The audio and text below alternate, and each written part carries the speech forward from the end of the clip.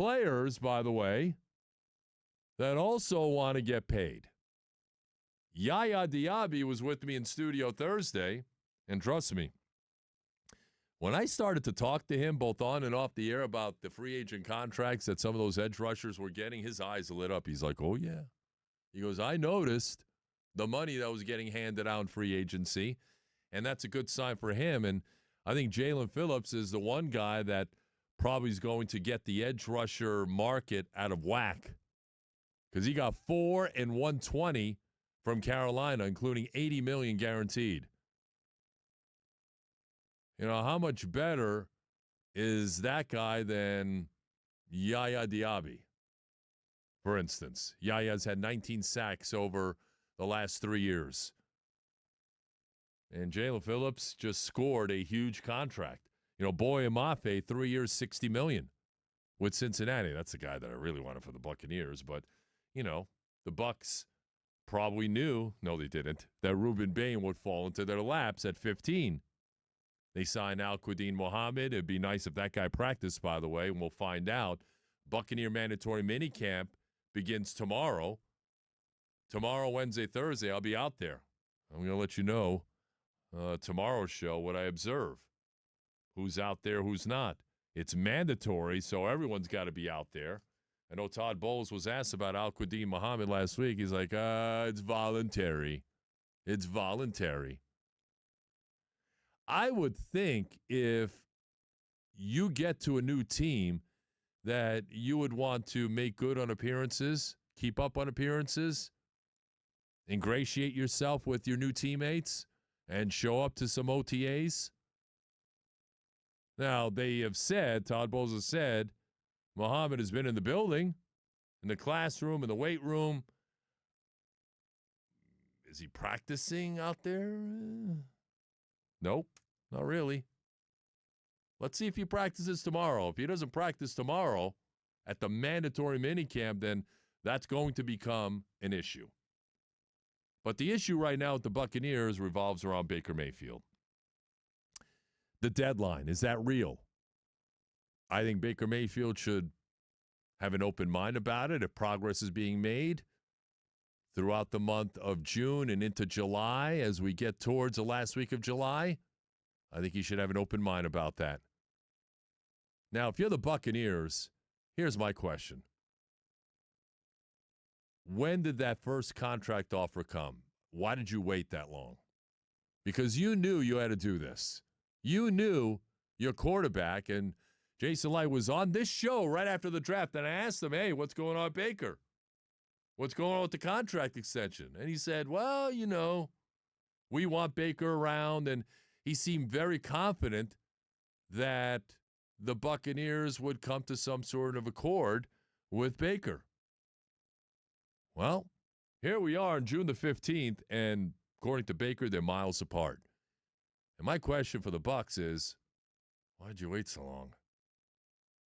Like after the draft, okay, we got the draft out of the way. Free agency for the most part is done. We've signed these undrafted free agents. Let's go to work with our quarterback. Let's see if we can get something done there. In my opinion, that should have happened right after the draft. April 25th, 26th, 27th, right after the draft. That Monday, Tuesday, like after you sign some of these undrafted free agents, you know what? Let's get the dialogue going with Baker's agent. And Baker said, what was it, a week and a half ago? Initial offer. We're miles apart. He said they're miles apart. And then the stories were coming out, you know, Rick Stroud at TampaBay.com, that the Buccaneers had made an initial offer and there was no counter offer. So the Bucs do not want to negotiate in public or through the media. Well, Baker kind of already put that thing out there, so now everybody's consuming it. And maybe there was a counteroffer made by Baker, and we just don't know it yet. And in my opinion, yeah, they should keep it private. But if you waited till like late May to put forth that initial contract offer, like why? Why did you wait that long? Because you knew you had to do something with this guy, and you knew that it was not going to be a quick negotiation. Maybe the Bucs thought it was going to be a quick negotiation. Well, Baker's great. He loves being here, and he does. He's a great fit for our locker room. The guys love him. You heard what Yaya Diaby had to say. Yaya loves Baker. Loves him. And every other guy in that locker room loves Baker too. So here's what Yaya Diaby had to say when I asked him about Baker Mayfield and whether or not he's loved by his teammates in the locker room and everything else. Here's yeah. He's a dog. A real deal dog, man. Like Baker has that swagger that you want every quarterback to have, man. And he's a phenomenal leader, man. And I love Baker like genuinely, and whatever they have to do to make him happy to stay with us, man. I hope they do what they need to do. But Baker is our guy, man. And I know Baker is going to be the one to take us to the promised land. Yes. It's Yaya Diaby with me in studio. So Yaya's hoping they get something done there, and Yaya would like to get taken care of as well. And that's another contract situation that the Buccaneers are going to have to deal with at some point. Ditto Cody Mauch entering a contract year. Ditto Vita Vea. So you have 4 key players. That's why I'm wondering, why are we waiting around? We need to get to work on this. Because it's not going to be a quick negotiation. Maybe the Bucs thought it was going to be a quick negotiation. Wow, Baker loves it here. Teammates love him. Fans love him. The media has grown attached to him as well. Initially, I wasn't a Baker fan, and I think he has flipped the script, and I was wrong about that. And I've said that about 1,000 times in the last 3 years. I was wrong. I wasn't for Baker coming here, but he came here, put his head down, worked hard, and he just captured the hearts and minds and imaginations of hundreds of thousands, if not millions, of Buccaneer fans, both here and all over the map. I think, though, from the Buccaneers' perspective, I think the last half of last season and Baker, the interceptions and everything else, I think that's what, gave the Buccaneers maybe the yips a little. It gave him a little pause, okay, last half wasn't great. There were some interceptions. There was not great play happening there. Even though the numbers, 63% is okay, completion percentage, 26 touchdowns, 11 interceptions, it's not bad. But when you look at his splits, the first half of the season was fantastic.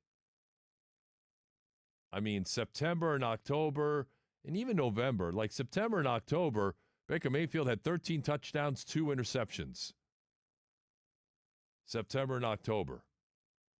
And then November, December into January, he threw 9 interceptions and 13 touchdowns. So down the stretch, there were more interceptions. And if you look at the metrics, and, Pro Football Focus had an interesting article on Baker over the weekend. His overall Pro Football Focus grade was 70, which was 19 out of 26 quarterbacks. His turnover-worthy play rate was 24th out of 26 quarterbacks. His accurate throw rate was 33rd out of 37 qualified quarterbacks. And his passing grade under pressure was 20th out of 25. So the Bucs, like a lot of teams, obviously, are leaning into the analytics, and they're looking at these numbers. And they're looking at the second half of the season and a couple of those games where Baker did not look great. And maybe his own health was in question, but the miscommunication with Mike Evans at Carolina, big interception. Buccaneers were driving down the field looking to win that game. That was a big INT. He threw 2 interceptions at Miami and losing that game. So maybe the Bucs saw some of that and like, I don't know. I don't know. Are we going to pay $55 million a year for that? So I think it's the Bucs trying to figure out what Baker's market value is. But look, like with any negotiation, management's first offer is going to be a low ball. It always is. I'm just wondering how low they went. Daniel Jones, Deshaun Watson, I'm guessing that's what it was. And Baker was like, give me a break, dude. And all those numbers you just mentioned and all those statistics that are a bit worrisome and maybe have you taking somewhat of a pause on Baker's future here in the Bay. They might also be looking at it like, hey, we know Baker loves it here. We were the one team to give him the chance. I mean, this guy was on the defensive line at a moment there with the Carolina Panthers. He was bouncing around from team to team, ended up with the Rams. We gave him that shot. Now he needs to give us a bit of a, not a freebie, Tom, by any stretch, but maybe, hey, instead of 53, can we get you down to 49, Baker? Can we make 49 work with incentives to hit 50? Well, and that's an interesting point you bring up because I don't know if Baker, based on what his comments were at his camp, at his football camp, it doesn't appear that he's giving him a hometown discount. However, yes, all of that is true. I think he's got to look at the fit. The fit here is a great one for a lot of different reasons. Tampa is not, New York or Chicago or some other places where, there isn't a whole lot of media scrutiny and not a whole lot of people turning up the pressure. Let's just put it that way. It's a very relaxed environment. Let's just call it for what it is. He's got to take that into account. I would want to play in that. Think Nikita Kucherov. Who the hell is calling him out after his playoff failures over the last 4 years? Nobody but maybe this guy right here. And people just, losing their minds over it, whatever. It's okay. If you want to be, satisfied with first-round playoff exits, fine. Just keep doing what you're doing. I thought the bar was raised around here, but, what do I know? Apparently nothing. But if you're Baker, you got to take that into consideration. This is a relaxed environment. You fit great with this team. You fit great within this community. And no state income tax.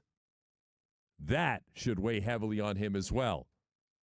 Because if you try and go somewhere else, let's just say California or New York, well, both of those teams play in Jersey, so it would be that tax bracket. But still, it's not like it is here. From a quality of life perspective, from a no state income tax perspective. Heck, Ryan Pepio was just telling us, like when he got traded from the Dodgers to the Rays, he turned around and he told his wife, they were dating at the time, hey, no state income tax, babe. You know how much money we just put back in our pocket? We got traded from California, and the tax rate out there, they're murdering people out there. Murdering people. So no state income tax here? That's an advantage, and that's something that the Buccaneers will probably use to their advantage when they get down to real negotiating. I don't think we've gotten down to real negotiating just yet. 888-388-0957. Text at 82945. The good, the bad, and the ugly coming up at 5:30. We're on the air to 6 o'clock. And then it's Rock Riley at 6. And then later on tonight, ladies and gentlemen, Rays baseball. Are the Rays ready for the challenge that is the LA Dodgers? We've got What's On Tonight with Chris Mathis, and that's coming up next. You're tuned in to The Drive with TKras. If you're just getting in your car from work, hope you had a great day. Hope you had a great weekend. Just be careful out there. A lot of lunatics, man, and I saw them over the weekend, too. You people out there. I don't know where you got your driver's license, but if you get hit by one of these people, if you're the victim of an injury accident, do what I did. Call Catania and Catania. Personal injury law firm. They've been doing it for the last 30 years. They don't get paid unless you get paid. Almost $1 billion has been recovered by my guys. They took care of me in my injury accident. We achieved the best possible outcome of my settlement. They can do the same for you. So call them. Tell them I sent you. Get a free evaluation of your case at 813-222-8545 or online, CataniaandCatania.com, where they put families first.